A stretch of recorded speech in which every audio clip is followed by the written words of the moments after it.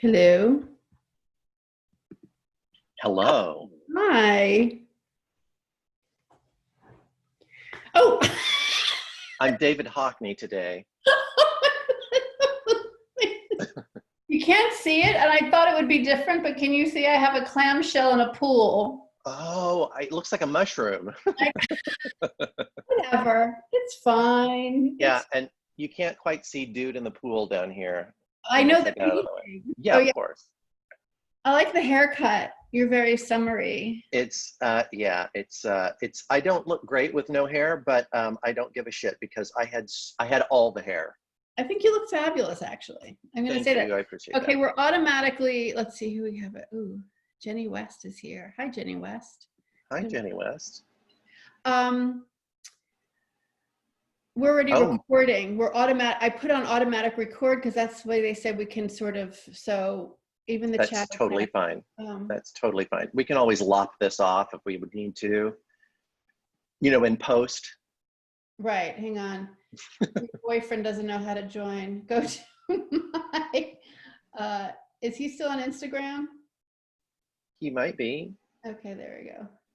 Is Mark still on Instagram? I know you left. I think so. I think he is.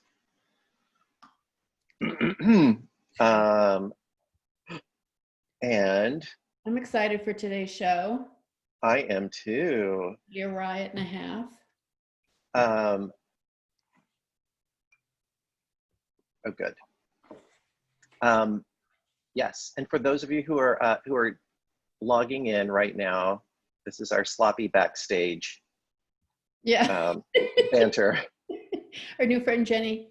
Jenny, yeah. hi Jenny. Hi, Jenny. Welcome, Jenny. Is it Jenny? It is Jenny. Okay, I want to make sure I got it correct. Yeah, I like the David Hockney thing. I think you and I both kind of went off the rails today. A little, yeah. Yeah, I was sad because actually this pool's really fabulous, but I thought it would be, you know what I mean? Like it didn't really show as much as I wanted. It's okay. Yeah. I'll get over it. I get it. Good. Like yes. Thank you. It's new. I got it in P-Town. It's covered in cranes. Oh, I like it a lot. It was $12. Of course it was. Everything's cheaper now. Everything's cheaper now. Am I supposed to email Mark? I wonder if he got in. Or if he's getting it. Clearly, we see he's not in. Right, but he'll be on his way. I told him to go to my Instagram bio because it's there. I could pull up, I suppose, the link. That would be nice. I could do that. Okay. There. I sent it to him. Okay, I'm going to do a quick.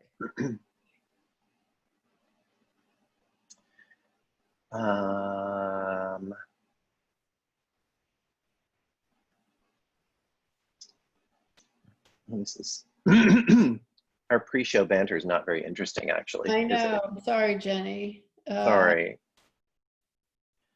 Hang on a second. Well, for today, I wish I smoked so we could, backstage smoke. Oh yeah, that would be good. That'd be great. Okay. I just put it in a there, Mark made it. Mark made it. Yay. Mark. Yay. Yay, yay. Okay. Should I? Oh, gotcha. Okay. I'm going to put us on gallery view so I can see everybody. I want the Brady Bunch squares. I know, that's much better. So I'm just not looking at you, I can everybody, since it's going to be a full house with a new host today, just a guest host. Yeah. Well, I'll go into that one when we introduce. Great. Yes. So I'm so excited about our guest host and our actual guest. Our actual guest, I know, it's exciting. Oh my gosh. Are those eagles or are those cranes like on my shirt flying over your head? I think they're cranes like in your on your shirt. Oh man, I'm I telling mean, you, did we do it right today or what? We did you good. really did. We really did. I know we've got a nifty, we both have nifty prints on. Uh-huh. Actually, this is good because I'm wearing a new bathing suit under it, and I would say it's a rather aggressive neckline. So maybe An aggressive neckline. an aggressive neckline. Uh, Yeah, aggressive neckline. So it's kind of good that it kind of, I wasn't sure what the deal would be today. So let's see. Let's see. I've been eyeing a caftan. Have you? Which one? Well, I love Mr. Turk, but the caftans are pretty expensive, but I'm still eyeing it. I will send you one of my favorite links Okay. for the wonderful caftans of the world. Okay. My Is best that the website, Caftans of the World? Well, a number of years ago, I was on bed rest for a while, and it was during the summer, and I had a surgery, and so I wore like all the caftans. I was full on Mrs. Roper. And the best ones that I got that were $10 a piece, but they were amazing, were all bought in the store in the subway station at 42nd Street, 8th Avenue. Yeah, there's a store down there, and it was all $10 per. And quite honestly, I got more compliments on those than my bridesmaid ones, to be true. That's hilarious. I wonder if it's still open. I wonder if they survived the pandemic. I don't know. I mean, they moved a couple times, just like up and back, and everything was like $10 in there. And they were there for years. So I think if anybody could, it might be them that survives, Yeah. Well, wow. Could be that. So I hope so. All right. Caftans are we. Okay, hang on a second. Let me get a hold of. Let me put a little call out there to the world. Let's see.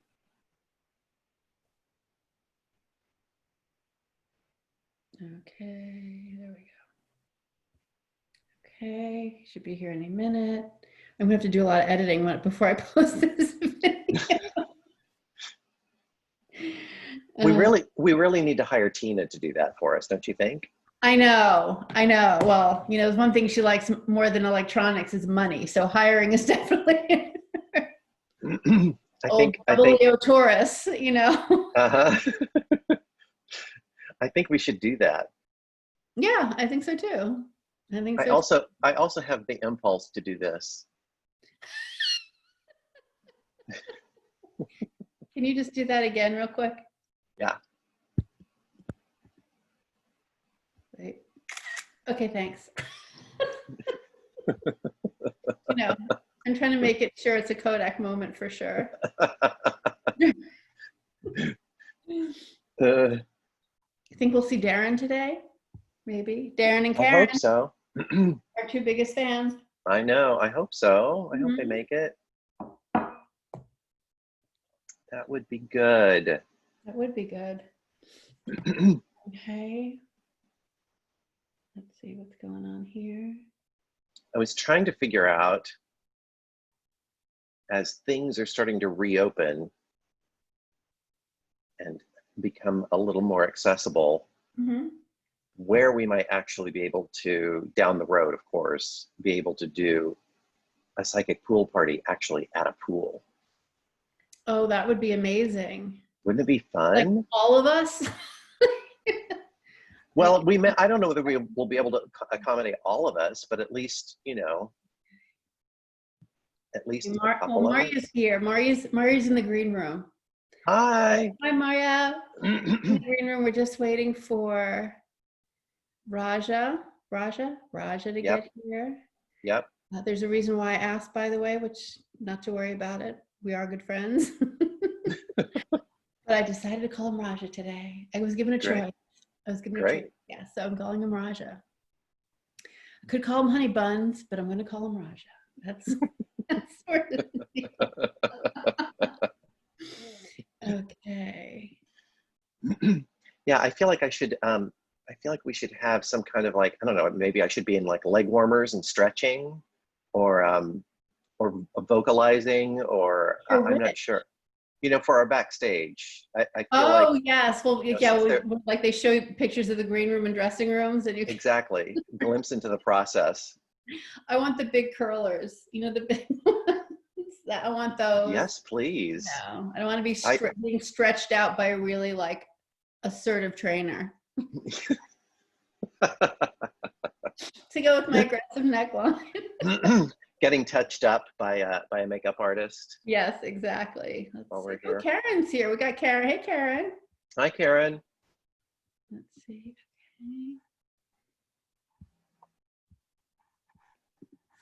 Okay. Yeah, I Two almost, more minutes before we start. yeah, that's good.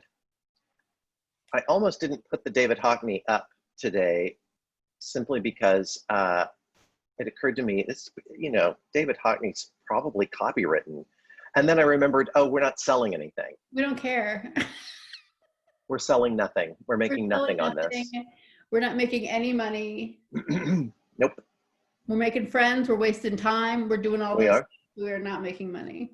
Yeah, that's right. We're not making money. It's true. It is. So all we're doing is we're promoting David Hockney today, at Right.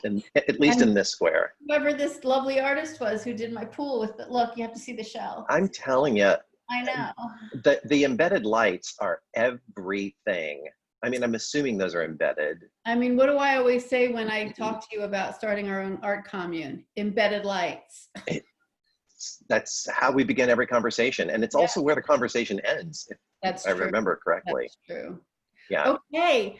There's somebody at the doorbell. Should I go get it? Yeah, why don't you? Okay. It's our first guest host. Very exciting. And he's coming on. Where'd he go? And I lost him. Here we go. Nope, he's coming. Oh, he's a coming? Okay. He's on his way. Hello! Hello! Hang on. Unmute. Hello, darling. Hello, I just got out the pool. I took a dive and I woke up where you are. Oh my God, I'm so glad. I'm so glad. Yeah, we've already had our dip today. So Mine's indoor because there's overcast, so I'm swimming inside today. Well, you do have a luxury situation, so that's what happens. It's what happens. So I just want to start off. Do you want to do our usual intro, Joey, and then I'll jump into Raj's intro? I would love to do that. I'll give you a little pass off. How's that? Okay, great. I love a pass. Okay, great. So, hi, I'm Joey Stocks. Welcome to the Psychic Pool Party. I'm here at the pool with my co-host, Heather Carlucci, psychic medium and medical intuitive, among many other things. And sitting in for Graciela Asher today is special guest host, Raja. Heather, take it away. I'm so excited to have Raj here because Joey said to me yesterday, hey, did you ever think about, like, I guess host while Graciela is out running her beautiful retreat in the mountains? And I thought, sure, I'll get someone like that. No. And then I had just gotten off a call with the beautiful people that took my class that I just taught. And one of them was my friend Raja. And I was like, well, Raja does 80 million beautiful things. And every time I talk to him, there's something else I find out about him that he does. Now, it has to do with energy and all sorts of things. So, Raja, I'm going to allow you to give us a little taste of things that you do, titles you give yourself, things you don't want to be known for, anything like that. Okay. Hi, everyone. I'm Raja Leo Rising. Leo Rising because I have one. Raja because someone called me that and I was like, that's kind of cute. I'm going to keep it. Mostly because I asked them to not call me other like metaphysical like names. I wanted that to like chill out. I was like 29 and I was like, please don't call me no guru. I'm not the golden child. It's really weird. I'm gonna go have sex now. Like, I was like, whatever was the most I could break it. Whatever it does for you. Yeah, you know. So my first world is theater, pedagogy, and film. So Heather had said yesterday in our salon training that performers learn quite early to change and shift energy in atmospheric space. I just paraphrased, made it much longer. That I do that. So my first world is acting and writing. And then through that, stories that I wish to tell are stories of mediums, psychics, healers, people that are exposed to things beyond the veil, because I feel like it's great when it's like the suspension of disbelief is like very binary, but that our lifestyles aren't actually that binary when it comes to spirit. And so it's like, that's my mission here. So it's acting and ancestral imagery. So I identify very closely with the gifts of mediumship, the closest, because I don't need many other tools. And then studying with Heather has been really wonderful because it's helped me be really grounded. That's great. That's great. We're so glad you're here. Tell me about your necklace. I want to see. My labradorite? Is that how you beautiful. do it on YouTube? Like you gotta like use your hand? Yes. Yes. Give us the full home shopping network display. Yes, thank you. Amazing. I've never seen labradorite look so good. You know what? I work with this. So I've learned to call all stones and gems mineral spirits and treat them as whole relationships. And this came from a relationship. I was working on divine masculine presence in my life, so healing friendships or calling in better friendships. Mm-hmm. And it came through a guy I met in Bali who like brother was very attractive, but I wanted to work that out in a different way. And then I kind of helped him activate some things. And then he just decided to go live in Peru. But then he was selling these items and I felt like something needed to be on my neck. And I knew it was going to be blue. And then he put it on his stories and I said, that one. And he goes, it's yours. And then he sold it to me for a number that's really special to me, which I didn't tell him. And when it came, it just started talking. And so labradorite helps crown chakra folks and throat chakra really relate a little bit clearer. It is a lower body. I feel like it's a ventilator because I'm very heart-centered, so I need my heart to breathe the way that my nose does. It's helped me with my breathing actually because my sense of smell can be a little obstructed from as a child. I had really bad asthma and allergies. So I've been able to like smell things a little bit more on the Claire side. I still can't smell shit can I say shit? Yes, you can. Sure. Yes. Okay. Yes. You say all sorts of words here. Our sensors here are all drunk, so they have no idea what they're doing. We're at the swim up bar. I have peach cobbler, so I get it. Once that sugar hits, it's over. But I smell mostly through my clairs than physically, and so this really helped. Awesome. Nice. Did I answer the question? You did. You did. Okay. Thank you. I would love to bring on Marja because she's here. Yes. Today, I'm so excited. Do you want to do a little pitch? Yes. This is all about improv, and it's yes and right. I don't know which yes, one I do. You're saying yes to though. I'm not sure what I'm saying yes to either. We have a fantastic guest today.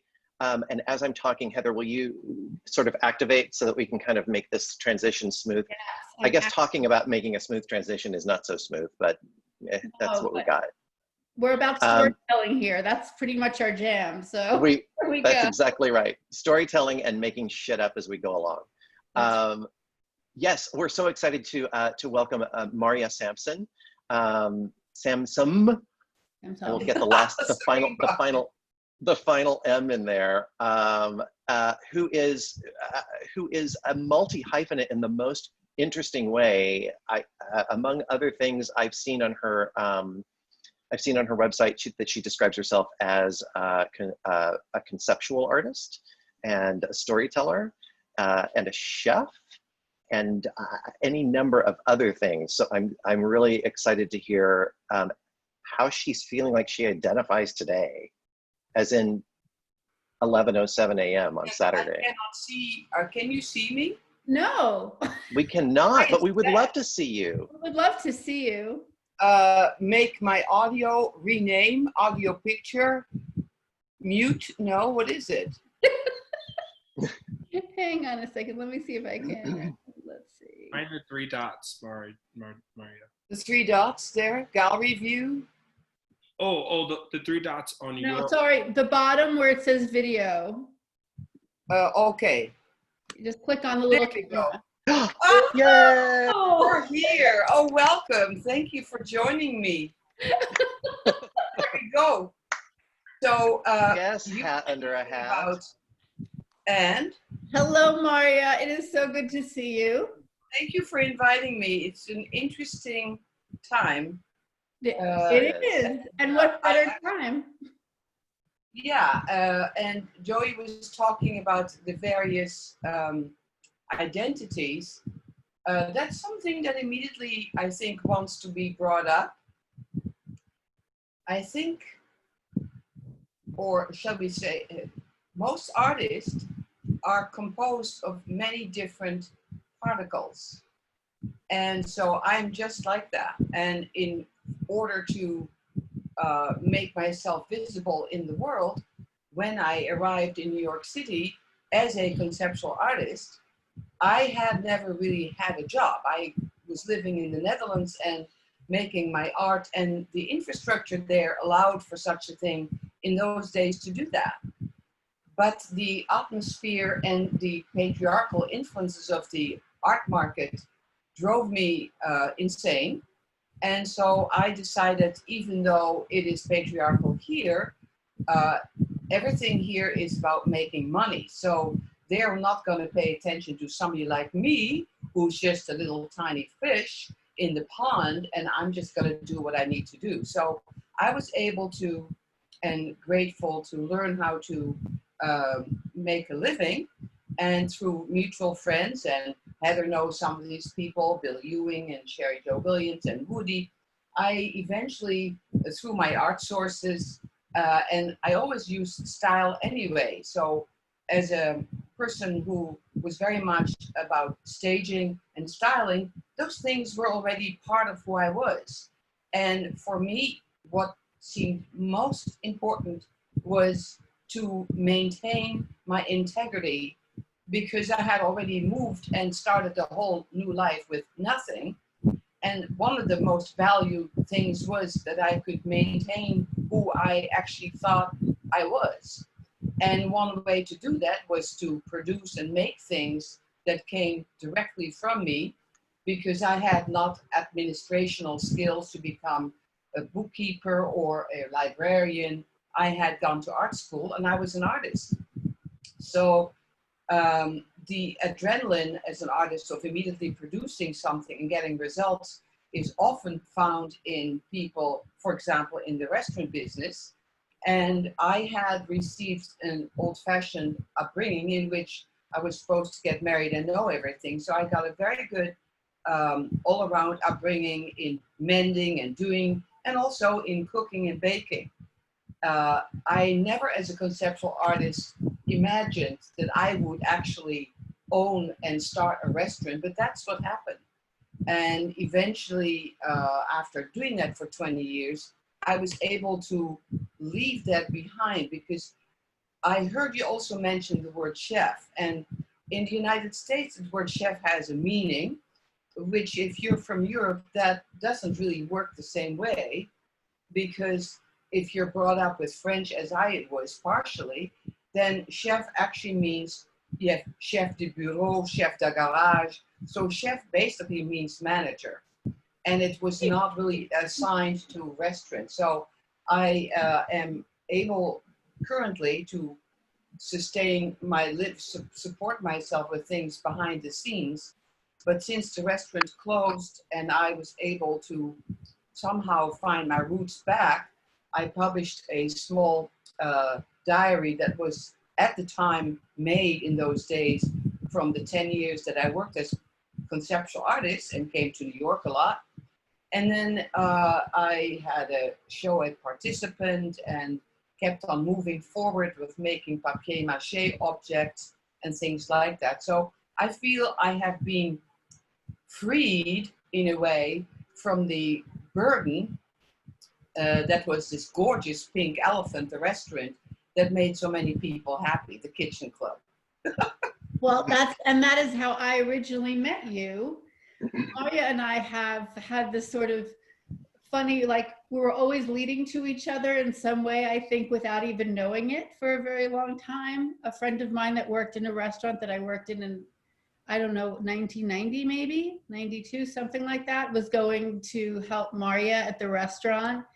And that's how I first heard about her. And then it became a staple for my mom and I to go have sort of like mother-daughter, like dumplings and wine together, or dumplings and sake together. And then, as it turns out, that, which really meant a lot to me, and we found this out a lot later actually, is that one of my dearest friends who passed on about 3 years ago, his oldest childhood friend is an old friend of yours.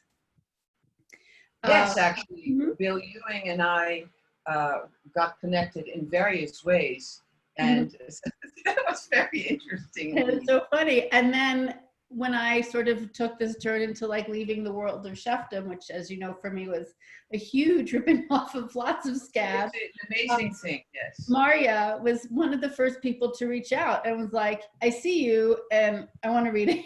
So I'm always thankful for that. And whenever we would run into each other in the oddest places too, on the street, up here in the mountains, places we don't usually see each other, we were both very much like, I got you. I see you. It's good. Thank you. Hey. Oh, that's so beautiful. I love that. It's so important when, especially when you're doing something scary like that, Heather. I know you know this, for somebody to be there and not just witness, but actually stand with you on something like that, especially in a big career shift like that. That's huge. That's so generous of you. She and I both have enormous amount of time under our belts in the restaurant world in odd ways. And I think we sort of, we forget that, you know, the restaurant world isn't really conducive to forever for most people. And then you really do need to sort of like, not just peter out, but find something that gives you that much joy and that much energy again.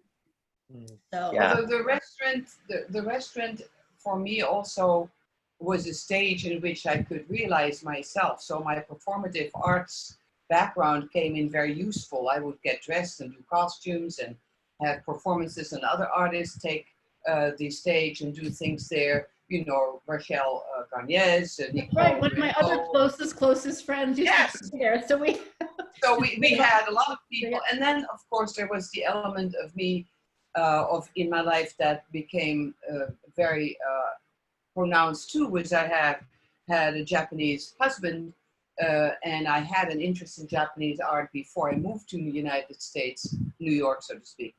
So the restaurant was had a very particular branch. It wasn't really a commercial operation in that sense. I had lots of employees, and at the end of it, it was indeed for me also very scary to close the restaurant and not have any job in the recession. No one really was looking for anyone, particularly not somebody who was already well versed into doing what they wanted to do themselves. So I thought there might be consulting jobs coming up, but it was very scary. So the first 5 years were really a time of great gratitude and discovering that I was so glad to have a place to live, that I still had friends, that I had my health. And so, yes, I know about that what Heather and you were just talking about. Yeah, I just wanted to let everybody know. Hello, Tony. Hello, Luke, for joining us. Hello. Thank you for being here. Hi, Luke. I just wanted to let our viewers know that I just put a link to Marja's book, Diary of a Forgotten Actress. It's in the chat there, so if anybody wants to check that out. So there's something I want to know if you have anything more to say about that's of just personal and professional interest to me, which is how you basically where you're talking about not really fitting into one mold, but just being yourself, and that somehow Yes. may cross into definitions that, you know, that could be one job. I love that the term conceptual artist gives you space to also open a restaurant, and that becomes your stage, as you said. And I think that Raja was just talking about all the different ways in which all the different interests and areas that he manages to work in. And Heather, of course, is, you know, a master of this. As somebody who, for myself, I find that really challenging. I mean, I definitely have a lot of different things that I do, some of them wildly different from each other, but Yeah. I still, I think it may be just generational. I still have a generational and maybe regional, coming from Arkansas in a very conservative area. I think it feels like you're supposed to know what you want to do, and that's the thing that you do, period, end of story. And the thing that you do defines who you are. Do you, Yeah, can you talk to that? Well, yes. Sorry for interrupting, because it's so exciting to talk about these things. When I came up in Amsterdam, I got there as I was maybe 18. I went to art school, and everybody that I met in Amsterdam at the time were already amazing, either musicians, filmmakers. So I went to art school and fell into the music scene right away, and I'm very connected to music. I consider myself somewhat of a bird. And so I had a connection right away with music. And one of the things, so that is one aspect in the conversation. The other one is, I come from a large family with 5 older brothers, and my sister was the oldest. So I never fitted in either. And so I understood that if I made myself look like something, then at least the same thing I said earlier, I moved to New York and no one would pay attention because they're all about money. So I thought, if I just make myself look like something, then people don't really bother too much about who I am. And that fits into the styling and creativity, and also the undercover artist act that I've always felt. It's not cowardly, but it's very useful to be the detective, to be curious, to always be amazed by everything. And you can use that, and no one really needs to know that whatever you're doing, but to have somewhat of an image or a center deep down, and that takes work, because I am interested in many, many different things, and that makes it very difficult to bring it all together. I remember in the restaurant that I would come in an evening, and I would go through the curtains, because the back was separated by turquoise curtains, because I love blue and turquoise. So I would come in and open up the curtains to walk in, and I felt like, oh, I'm walking in with 5 people, all of myself, this one and the little girl. And so we would all come in.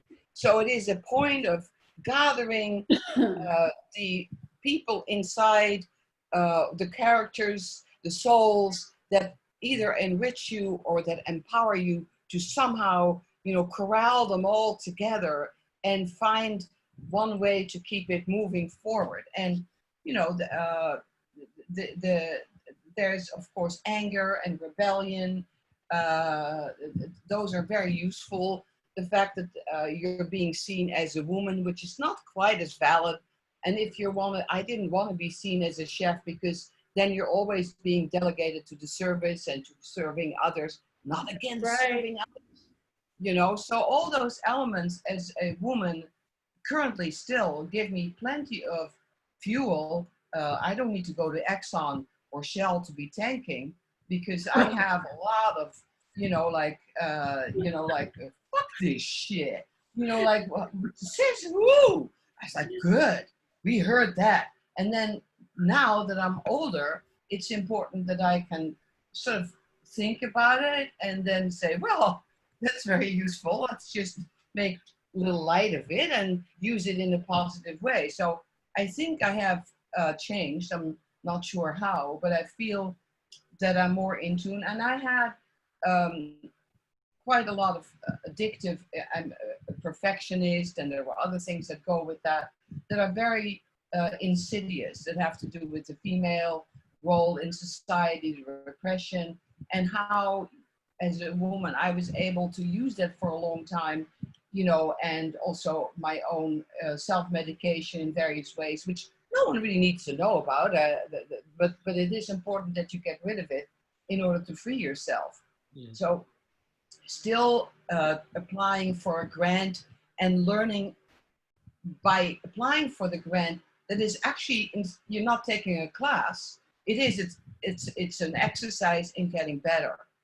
And whatever I can do to keep moving forward. But, you know, with this currently happening, I have no particular consignment of like, this is what Marja does and that's where the checks are coming from. So I'm just like everybody else, winging it. That's as a bird. Yeah, you gotta have wings, Yeah. you know? Yeah, absolutely. So it seems to me that in just sort of skimming through your website, reading through your bio, which is super interesting, you've kind of walked us through some of the questions that I had about you getting from Amsterdam to New Amsterdam. Can you tell us a little bit about the kinds of performance art and storytelling that you have done? Yeah, and before I move into, I am very excited. I just had a cup of coffee before we got on. I was so psyched up. So I hope, Joey, that I answered your question, because you had a myriad of questions as you're sitting in front of David Hockney. I did.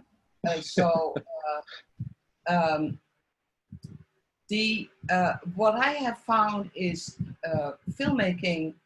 When I first started filmmaking, that was a form of storytelling. Mm-hmm. So I wouldn't be doing any storytelling, because the film would be, the early parts were responses to other artists who were seen in society as people that had arrived, and they're like, fuck that, you know, they're getting their exposure. Okay, good, I'll make my own thing. And usually I made a film that there was no sound, so I had to, the sublimation aspect in the work or in my life is very important. Sublimation in food, sublimation in sexuality, sensuality. There is an advantage. There's also danger of kind of really ruining it. But the storytelling, what I found very important, and as a tool, for example, when I first opened the Kitchen Club on 500 East 11th Street, there is a video on Vimeo that is from Amsterdam to New Amsterdam. It's a 4-minute bio that really, instead of reading it, I visually lead you through what happened. So one of the things that I was confronted with as a musical person was that I had to make an answering machine message on some big clumsy machine. I'm like, oh, so stupid. Of course, always like, how stupid. Like, well, come on now. So I would take the machine and bring it to a corner, because I figured the sound quality would be better in the corner, particularly with wood or a piece of cloth. And then I would start recording, and then play it back was annoying. Of course, you had to listen to your own voice. So the playing back and the learning, and then the intimacy of the voice level, and seeing how you can really, the intimacy of the voice, how you can really bring people in. Because really, you know, we are started from motherhood. When we're inside, we can already hear what she's saying. We might not know the words, but so the hearing and the connecting with people on the hearing. So those strings from childhood, not only in myself, but connecting with other people, bringing it in shards. So there could be a story about, for example, my mother was German, and in the days that I grew up, that was not really very hip in the Netherlands. To have a mother with a German accent, that was lots of reasons to be ousted, because your mom was a Nazi and that was it. No one really knew exactly what that meant. We were all children, but you understood that. So for us in the Netherlands, who were occupied by the Germans, it took a long time to loosen up, of course, because it was a dreadful situation. But now living in the United States, I actually decided a story that I had heard from my mother was about the grape dress. So we had a book, and there is a little girl that actually is looking to find a dress made out of grapes. And she is told to go in the vineyards and look for grapes, and she has no clue. So she goes there and she knocks on the door. She starts working, and then if she's good working and harvesting the grapes, she'll go find a dress. Or where's the freaking dress going to be? She opens up the drawer in her bedroom at nighttime, and in the tissue paper, she can see the beginnings of these. Wow, the dew on the blue grapes is just fantastic. But of course, as it is, there has to be a message in this story. I do not know where this fairy tale is because I haven't found it back anywhere. But anyway, she's working and she's bitchy to one of the other workers there, and she comes back and looks at her dress, and it is shrinking, of course. So, the grape dress. So I used part of that story and my mother's background being German. And then also because my mother was very fond of grapes and used to call me Little Grape. So that was, all these things came together as I'm living in New York in my 60s. I'm all like, oh my God, she used to call me Little Grape, and she loved grapes, and she had the story about the grapes. So I decided to do something, and I made something that is actually a dress out of grapes. And I was wearing the dress, and I would say on stage, my mother was born in the Black Forest. She called me Little Grape. And then I would start singing in German. And the accordion was played by, I had recorded with Rachel Garnier. She had played the accordion. So the performance then dealt with one of the strings of that particular part of my childhood. But there are many other ways in which the voice can be used, as an instrument, as an ingredient. And music, of course. I would love to. I don't know if I could do that now. If I can show you, I think I'll try and do that now, because I was thinking, I don't know if this is gonna work. It's kind of a little bit of a. So can you see this? Yes. That's the grape dress. Fabulous. Definitely the grape dress. It's amazing. So I wear that because it has a big obi on the back. Can I borrow it? You will not be able to wear it because you have to wear it in order for that to become. I'm very petite. Well, I actually have never, but it's a lovely question. Thank you for that thought. But so yeah. I love that it has not yet become a raisin dress, which would be a very different look. Well, a raisin dress would be a different subject. It would. That's a whole other show, actually, right there. Well, it's about the glow, that fresh. At some point they were in the Netherlands producing grapes in the hothouses. Holland is very famous for growing stuff in hothouses.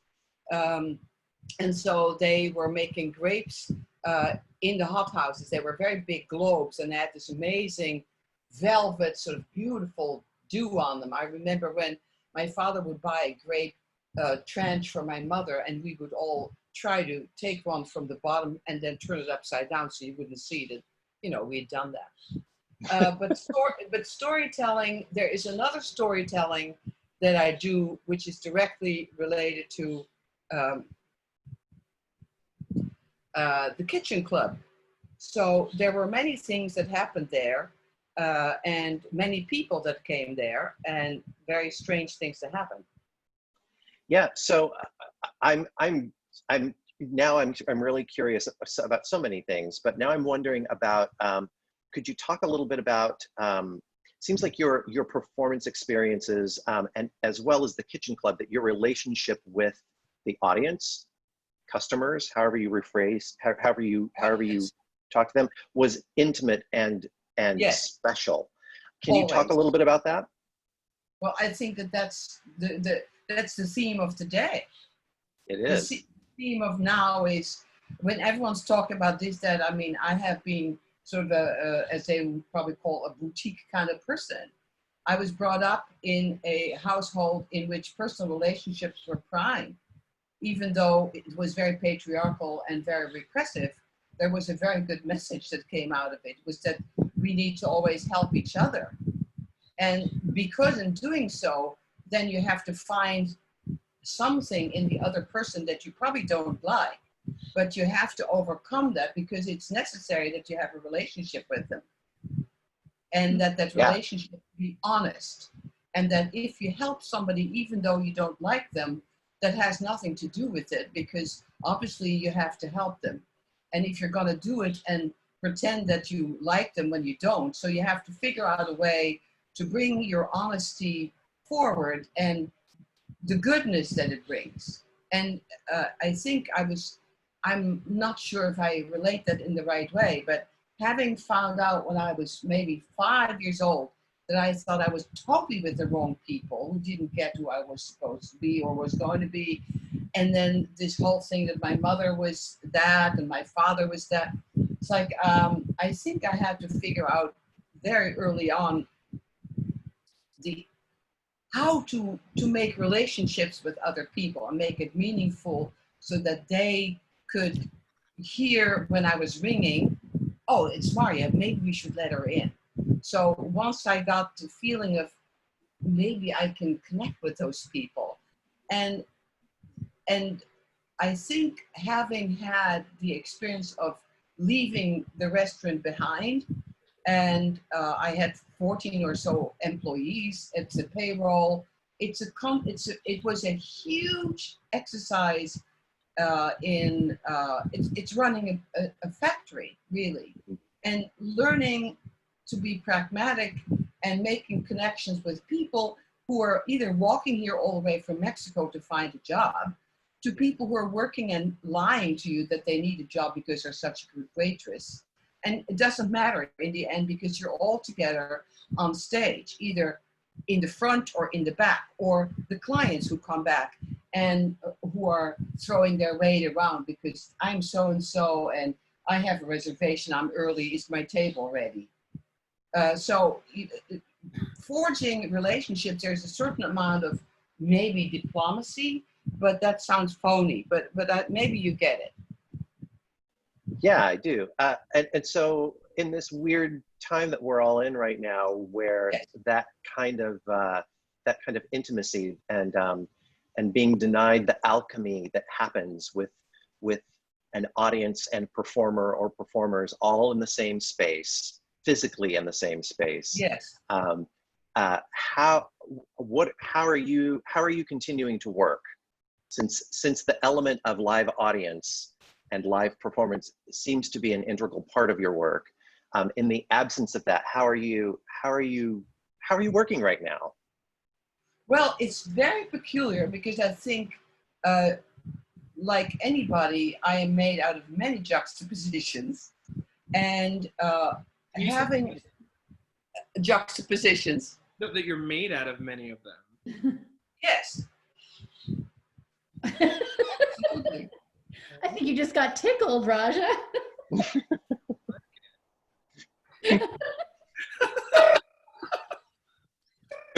So anyway, or we can go this way and see how that works. This might also be fun. Okay.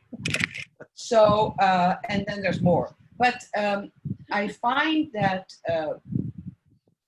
having the dark and the light side, the desperation, the gloom, the impending doom, and possibly what people are telling you is loneliness, because we're all alone here anyway. No one told us that we were going to go away together. This whole, there's a romanticism that's prevalent more maybe in the United States because it's a younger country, I'm not sure, among some people. So, Hallmark made a very big business here for some reason because it appeals to a lot of people. So it's Hallmark's been comforting white people for a long time. Yeah. So and that we were always sort of surprised about that. But the Easter eggs, what I found very strange to discover, and thank you, but this is a great, and I love all your questions. I feel very sort of like I'm talking about myself, I'm sort of self-conscious, but I'm very grateful. Because I am a perfectionist, and because I have all these elements that are, finally like raw together, and oh, I have this one, and I open the closet, and I open the closet, for example, and look what I find. I'm going to show you because it's so like, oh my God, it's living.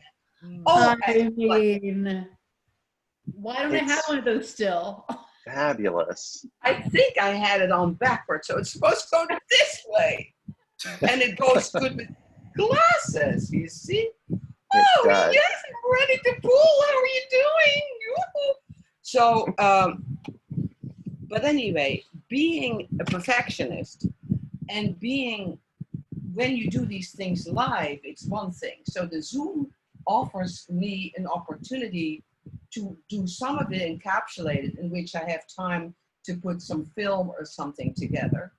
And then the other aspect can come, for example, if you're lucky, like I've been offered to speak in a live situation. And that brings two elements together that are still at a distance. So even though there is a form of intimacy that we have, this is a very different kind of medicine or medication, or shall we say buffet or nourishment, than if you do, like I do performance at Berlin, and there's a tiny stage, and there's some tables, and there's various people involved, and now I have to do it all by myself. But I found that there is a strange advantage. It's kind of like I can plan it all. There is slightly less to worry about.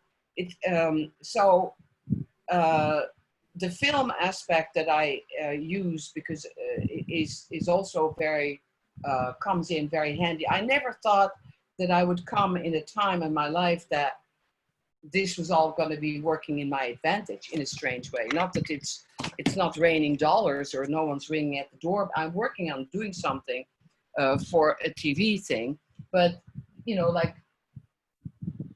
I was like, wow, this is amazing. All these things, the intimacy of working on things and then exposing it to people that, God forbid, you can't tell. And who knows what it looks like when they're seeing it? Well, can't worry about that now. Like, woo! So I find it, and lucky that I have somebody who helps me with the Zoom, so that when we do a Zoom, they can do a part of it like they're the other. They can, if I do an interview or something, because the next performance, I was going to do a performance this month. How about that beautiful glass? It's gorgeous. Amazing. It's absolutely gorgeous. That was made, I bought that at the time when there was a store in Soho called D.F. Sanders. And it was the first houseware store that was super, super elegant. So they were on West Broadway. They had metro shelving, metro blankets. They brought all these industrial items, and then they had handmade items like this hand-blown glassware, stuff from Japan.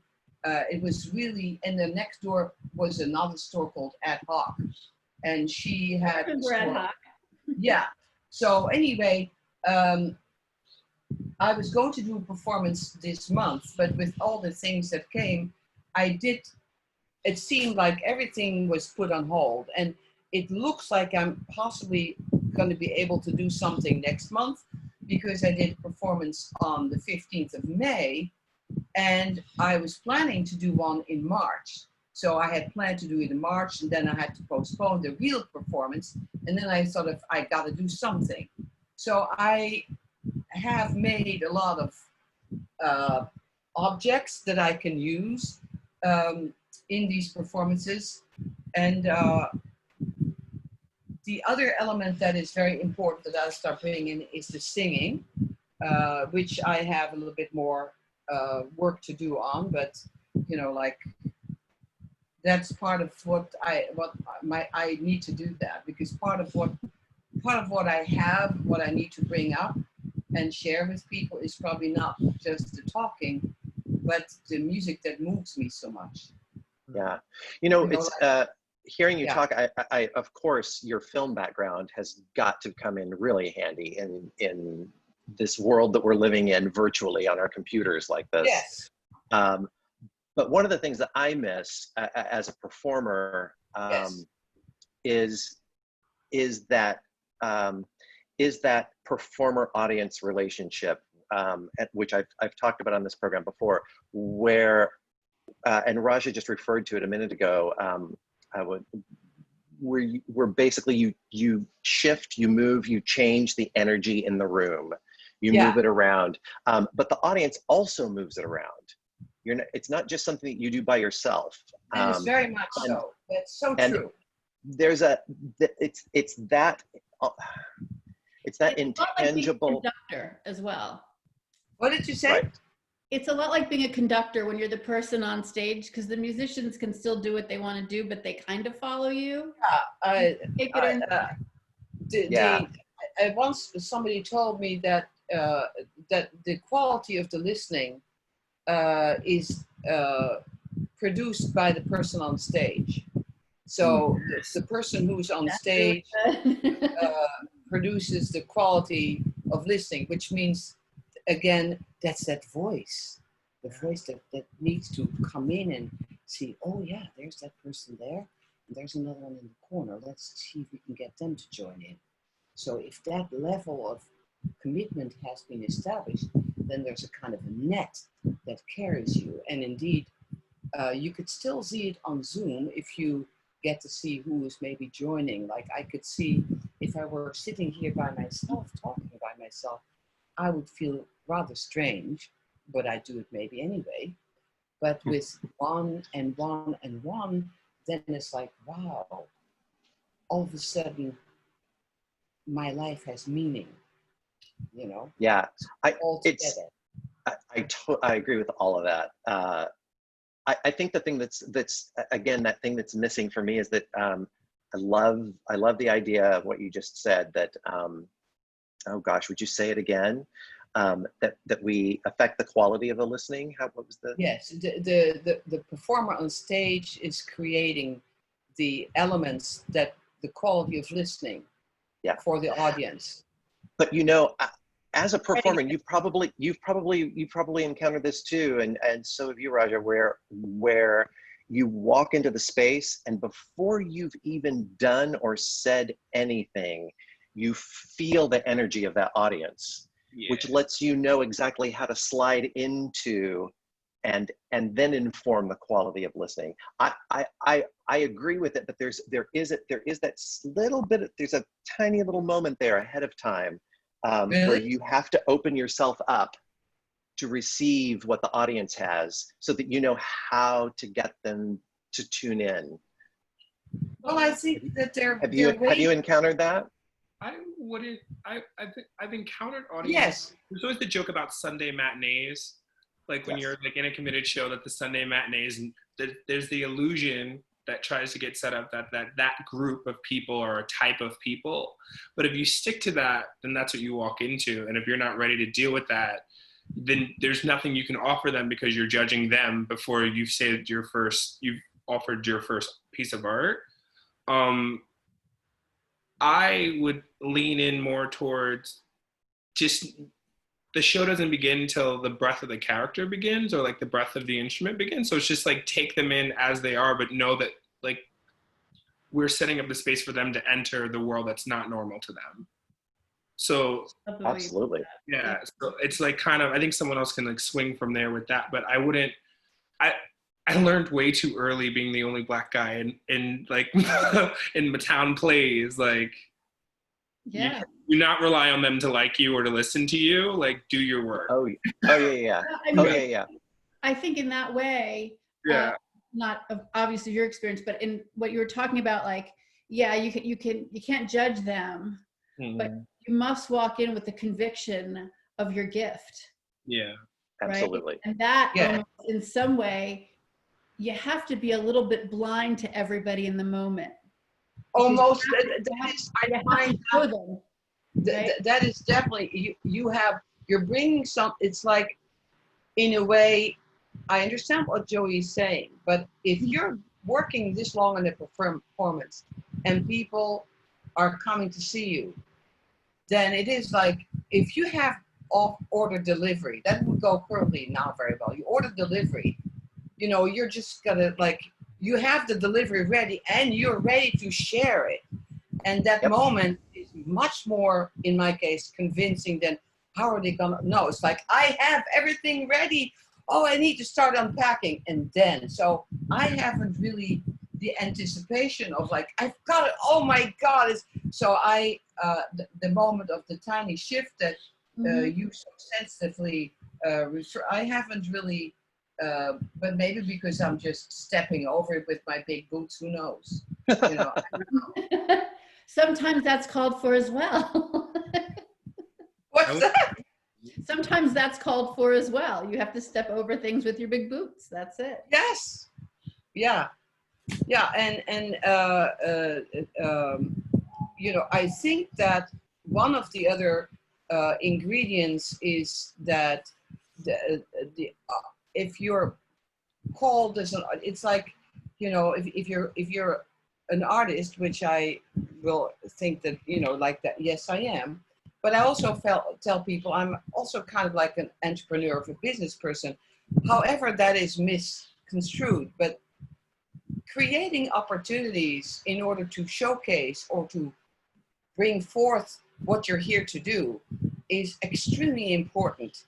And not asking other people permission to do that, because I think that also is a tendency maybe for women. I don't know. Can I do that? How do you like it? But you see, but creating an opportunity where people can not say no to you. Yeah. It's like, wow, that sounds so fantastic. Good, bingo, I'm in. You don't know what you're going to do, but creating an opportunity to move forward, and that is so inspiring to so many people if you can do that. Mm-hmm. And in a sense, I've therefore never really called myself a feminist in that way, because I felt like I'm going to just show people that I can do it. And whether I feel androgynous or whether today I feel more feminine and tomorrow a little bit more otherwise, the name calling, I understand for some people and why it's necessary, but I've never been able to like, yeah, I can't sit down and wait for that. I got to get moving, because before I know it, maybe I have another 20 years and if I'm lucky, but the point is, yeah, I got to get moving. And if you're going to wait for the approval, well, that'll be a long day. So that's not why we're here today, or maybe why we're here today, because everybody, well, somehow it will all come together. Well, you got to do something. And an artist creating opportunities, one of the problems, of course, now is it seems that there are so many artists. And everyone is considering themselves an artist, so that's good too. But then you have endless curators and people who are creating thresholds, because then you can't do what you do. So the most important thing is to just, you know what, you got to do what you got to do, and somehow or other, it will find you, you will find it. And in the doing of it, when I'm making problems like, oh, I don't think I can do it, and how am I going to do it? And I have, oh yeah, and then I'm going to do this. And like, get on with it already. Just start going. And once you get the motor going and you're moving into the groove, you might meet something or someone. And it's like, oh my God, here I was looking for all these answers and it's all hanging around. Just open the door. And that is so difficult to do. Yeah. Marja, what do you need? What do you need in order to start a new work? Well, there's so a new work. Well, in this case, maybe it would have to be another person, but most of the time, because I'm sort of a philosophical person, yeah, believe it or not, there are so many thoughts about stages. You like say, I'm terribly. time and the movement of time. And sometimes it sort of comes up that time is becoming an issue. Then it turns out I've made this very big clock. It could be, and then I have something that I've already in the house. And so it's like, oh, it's been waiting all this time. Oh, now I can use it. So sometimes it's not clear. And the connection, what I find also most inspiring is the ignition. The ignition through other people is really, again, the intimacy from the voice or the look or somebody like, oh my God, that's so amazing, you know. And I don't know.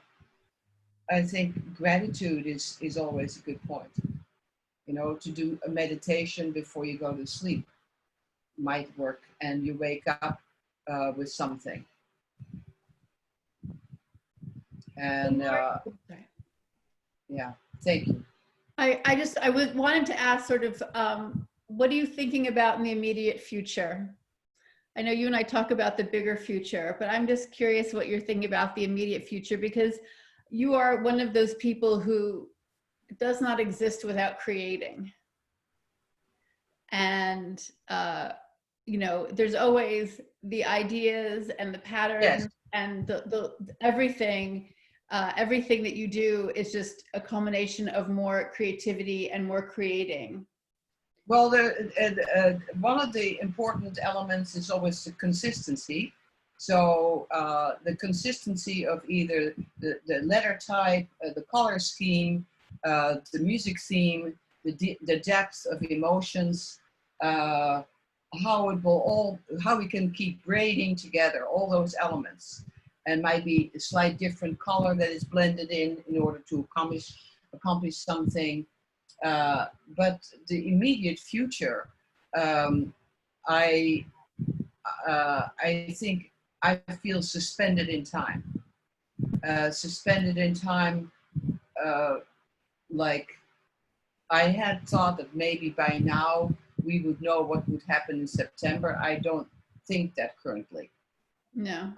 I thought, oh, by September I'll be, I was going to go to Europe in May and I had to cancel my trip. And I thought, oh, well, then I'll just go in August.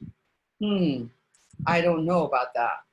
I like that. I like how you put that, suspended in time. I think that's a really good description for what we're all experiencing. And how's that for you? I feel exactly that. I think there is a definite suspension.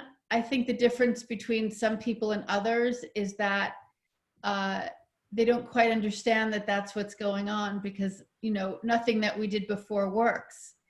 And what comes up in readings a lot, and it's always amazing because it comes up because we're all going through something. You can't not right now be a human on the earth and not be going through something. It's the first time we're seeing this. It's an impossibility, right? But of course, when you deliver certain information, it always depends on how the other person handles it. So to say to somebody like, well, we're suspended in time, some of us sit back and go, all right, let me figure out what that means. And, right? Or not, let me just live it and see what happens and see what processes I go through and see how weird it gets and see how dark it gets or how light it gets. And other people, of course, who so rely on the structure of culture, society, that everyone panics because we're like, well, if I can't do this, this, and this, it must be the end of the world. And it's like, well, getting your cup of coffee and getting a haircut is not the end of the world, because none of those things have to do with how humans survive on the earth ever for millions of years, right? So what we're just being given, really, we're just back to basics. And what I think is really beautiful about it is that those of us who kind of flounder a lot in the way things were, which was a certain kind of structure, as you were talking about labels.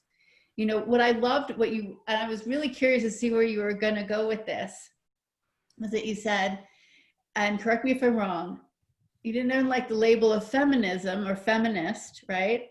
And you're like, because I got things to do. And really, and I was like, oh, that's a really interesting way of looking at it, because when we give ourselves titles and labels, or they're given to us, we have to wait for the go ahead because we're put into a box. Yes. Yeah, exactly. And so that to me was like the gem of I was like, oh, that was really interesting where you went with that, because you were like, because when I hear the term feminist, I just think of, I want to be equal like everybody else is equal, that's it. And it means lots of things to other people, but because it is a label, you're putting yourself again in a certain box, because sometimes, like you said, sometimes I want to be androgynous, and sometimes I want to be feminine, and sometimes I feel very masculine. Yeah. And I have that exact same experience. I'm just sort of like, I am what I am. You know, I see how labels go now, and pronouns. I mean, Joey, can you imagine when we were kids, like choice of pronouns, any of us? Like, they, them. Pronouns, like you didn't even think about it. You know, it was one or the other. And you could, you know, there were waves of it, what you took, but just even the thought of it, I mean, I think about it often. I'm like, I don't know what pronoun I would be if I had a choice in the first place, you know. Now, you know, 52 years in, I'm she, her, but you know, it's like, some things you just don't, but like, I think that was really beautiful. And I think those of us, like I say to people who are business people, if you are successful ever at any time as an entrepreneur, not as a corporate person or working for somebody else, but as an entrepreneur, because you are so scrappy and everyday changes, you're probably going to make it out of this okay. Or working for yourself. Are you a creative? Have you had to always juggle your own balls, right? You're going to be okay, because it's the same thing. And like, I know, because you and I both owned restaurants, you don't know what shit is going to hit the fan. Like my mom used to walk me to work today, and she goes, what fresh hell are you going to have today? Like, that was the term, because we're like, you don't know. And that, because in some way that kind of work and having to support your own business, you are suspended in time, because it's whatever needs your attention in the moment. And for the first time, all we have to do is deal with the immediate. Like, well, there was also, that was another thought on top of everything. There was one where my husband, who was Japanese, he was a barber. And when I was in the first stages of the restaurant, I said, I think I'm not going to be able to do that. It was maybe 1990. And he said, just go home and come back tomorrow, okay? Just got to keep on going until, he said, could be years, but doesn't matter. Just got to keep on going.